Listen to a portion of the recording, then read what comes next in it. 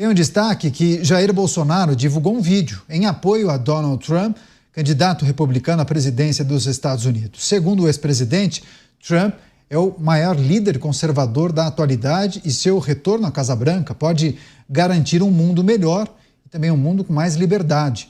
Bolsonaro afirmou ainda que na primeira gestão do republicano, os Estados Unidos projetavam poder, não havia guerras e a paz se fez presente em todo o globo. Trump e a candidata democrata Kamala Harris chegam tecnicamente empatados às eleições presidenciais, tanto no cenário nacional quanto nos estados pêndulo que vão decidir o pleito. Chamar os nossos comentaristas, Cristiano Beraldo, claro, acompanha de perto a eleição norte-americana e essa manifestação de Jair Bolsonaro. A volta de Donald Trump trará liberdade de volta? Claro que Jair Bolsonaro é entusiasta de Donald Trump, mas muitos fazem essa reflexão, né? São duas coisas, né? O ex-presidente Jair Bolsonaro hoje não tem cargo público, está à vontade para expressar a sua opinião sobre quem ele prefere que vença as eleições, coisa que não é adequada a um presidente em exercício fazer, porque o país representado por aquele presidente terá que manter relações, seja com o presidente que ganhar. Então, reza a boa diplomacia que você, quando está nessa posição, você fica quieto, guarda para si a sua opinião sobre quem deve ser o vencedor. Mas quando o Jair Bolsonaro faz essa reflexão sobre a liberdade, obviamente ele está trazendo à tona, sobretudo, a discussão que houve em relação à censura ao X, a rede social de Elon Musk, que é talvez o principal apoiador hoje de Donald Trump e que teve as suas redes censuradas no Brasil. Inclusive, essa censura foi usada, Caniato, na propaganda eleitoral de Donald Trump, agora, desses últimos 2 dias. O próprio Robert Kennedy Jr., que abriu mão da sua candidatura para apoiar Donald Trump, trouxe isso em vídeos gravados agora, dizendo que a vitória de Trump é a vitória da liberdade, porque senão os Estados Unidos correm o risco de se transformar em um outro país, um país que, como o Brasil, censurou o X. Essa é a declaração de Robert Kennedy Jr. Então, a liberdade é um dos temas principais dessa eleição dos Estados Unidos, Caniato. Pois é, claro que a gente vai continuar trazendo as análises e as reflexões com Roberto Mota, Luiz Felipe Dávila e também essa manifestação de Jair Bolsonaro, que na condição de ex-presidente, como bem disse o Beraldo, fica muito mais à vontade para tecer comentários, analisar cenários e manifestar seu apoio à volta de Donald Trump. Mas a gente encerra por aqui em Os Pingos nos Is, na TV por assinatura. Eu vou passar a bola para os meus amigos da cobertura internacional, André Marinho, Fabrício Naetsky, grande equipe fazendo a cobertura das eleições norte-americanas. Você prestigie o trabalho da Jovem Pan News, vale a pena. Aqui, o programa Os Pingos nos Is continua na rádio e também no YouTube. É isso, seguindo aqui em Os Pingos nos Is, para as pessoas que nos acompanham pelas emissoras de rádio espalhadas por todo o Brasil e também pelo YouTube, estamos fazendo a reflexão sobre as manifestações de Jair Bolsonaro, dizendo que a volta de Donald Trump ao poder traria a liberdade de volta, além de paz ao mundo. Você, Mota, de que forma recebe essas reflexões e análises de Jair Bolsonaro? E eu li uma porção de artigos, comentários de articulistas em jornais e portais do mundo inteiro falando, quais seriam as consequências se Kamala Harris vencesse ou se Donald Trump vencesse? A depender da inclinação do veículo de comunicação, a gente lê uma porção de coisas, viu, Mota? Pois é, mas os fatos estão aí. E os fatos dizem que os acordos de Abraão, que iam ser assinados pela Arábia Saudita e Israel e trariam uma era de paz para o Oriente Médio, esses acordos foram criados durante o governo do presidente Trump. Os fatos também dizem que Trump impôs sanções ao Irã para impedir que o Irã avançasse na direção da criação de uma bomba nuclear. E os democratas retiraram essas sanções. Caniato, há quem diga que um esquilo pode dar a vitória a Donald Trump. O governo do estado de Nova York confiscou um esquilo que havia sido adotado por um protetor de animais. O esquilo era a estrela das redes sociais. Um animal super fofo. Quem tem pet em casa sabe como é. O esquilo era chamado de peanut, amendoim. Era uma sensação. O esquilo foi confiscado porque era considerado um animal selvagem, que não poderia ser mantido em cativeiro. Muito parecido com o caso que a gente teve aqui no Brasil de uma capivara. O governo americano matou o esquilo. A razão que eles alegaram foi a necessidade de verificar se o esquilo sofria de raiva. Eles mataram o esquilo para verificar isso. Para não perder a viagem, o governo também confiscou Fred, que era um guaxinim, também super fofo. Fred também foi morto pelo governo do estado de Nova York. Uma característica do estado é o monopólio da força. O governo do estado de Nova York usou a força, entrou na casa desse protetor de animais.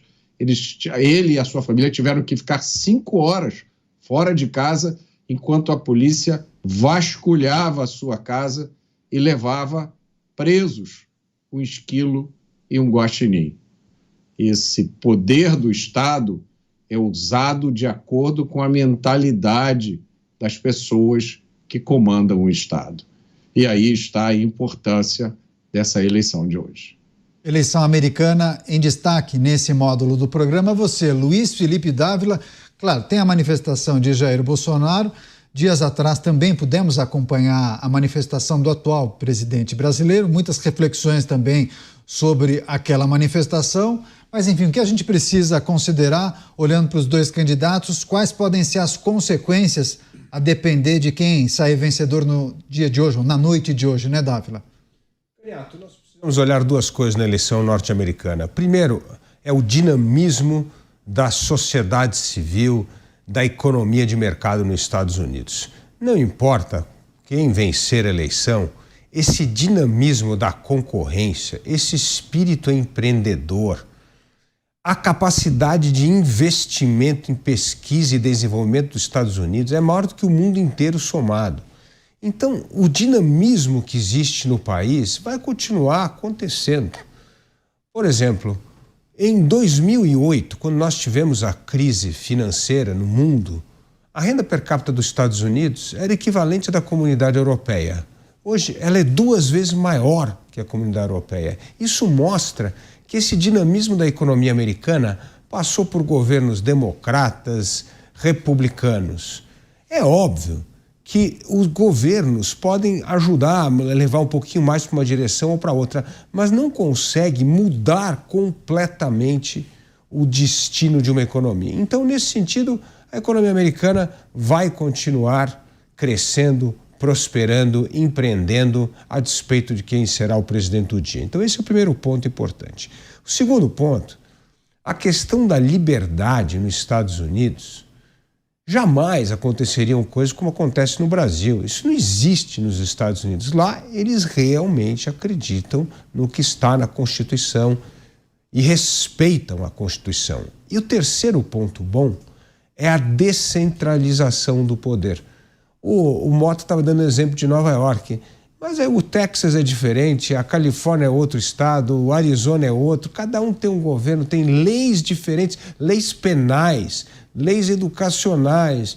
Isso é muito bom para um país, porque se você não quiser viver num estado conservador, você muda para o estado liberal, você tem essa liberdade. Então, os Estados Unidos têm um arcabouço institucional, político, que vai muito além de uma eleição. O que é preocupante é a postura dos Estados Unidos nas relações internacionais. Essa é uma questão que me preocupa muito, tanto com Trump como com Kamala Harris.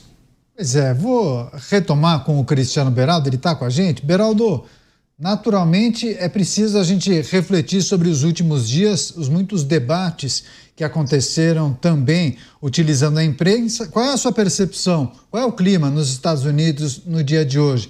Tenho visto muitas projeções que indicam uma proximidade fora do comum entre os dois candidatos, né?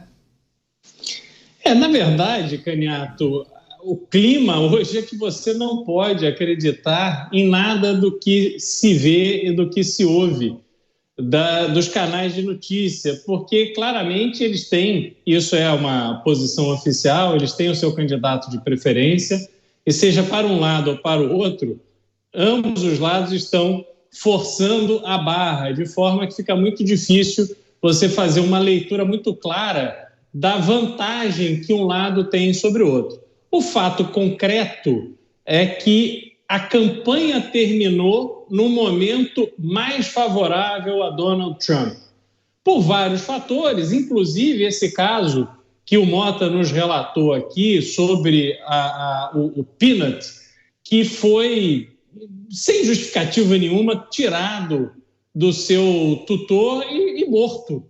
Um bichinho que tinha acho que 700 mil seguidores nas redes sociais, que ficava ali relatando, né, o seu cuidador ficava relatando ali a rotina desse esquilo e que não fazia mal a ninguém.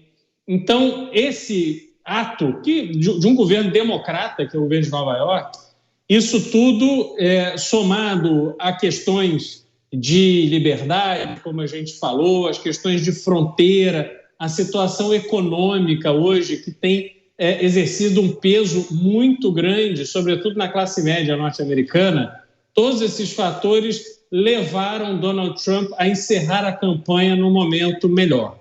Agora, como eu disse, os canais de TV eles vão jogando luz naquilo que interessa para ajudar os candidatos em que eles apoiam. E isso acaba tirando a possibilidade de se ter ou de se identificar uma informação de qualidade para que você tire as suas próprias conclusões.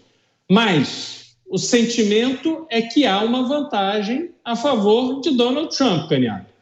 Me parece, e essa informação vem ali do seio da campanha de Donald Trump, que existe sim uma segurança pelos dados que eles vão compilando e vão buscando, que há razões para que eles tenham confiança na vitória. E, por outro lado, já ouvi pessoas, sobretudo do mercado financeiro, já colocando uma possibilidade do resultado dessa eleição ser declarado só no final de semana, para que não tenha um reflexo nos mercados financeiros, caso a corrida esteja muito próxima um do outro. Enfim, ainda agora tudo pode acontecer, Canhado. Pois é.